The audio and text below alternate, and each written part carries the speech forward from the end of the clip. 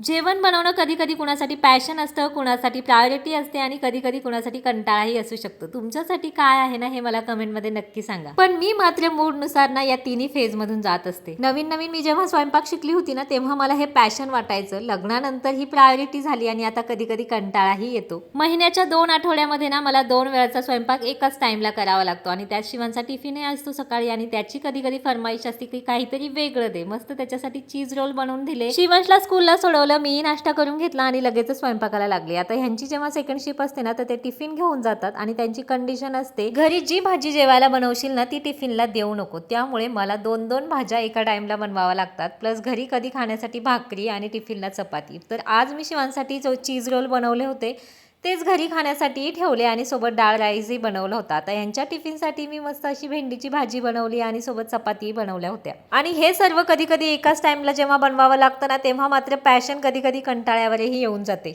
आणि नकळत लक्षात येतं की ही प्रायोरिटीच आहे आणि पुन्हा परत नव्या उत्साहाने स्वयंपाकाला लागते. तुम्हालाही पॅशन वाटणारी गोष्ट कधी कधी कंटाळ्यावर आली का? मला कमेंटमध्ये नक्की सांगा. भेटू नेक्स्ट व्लॉगमध्ये. बाय.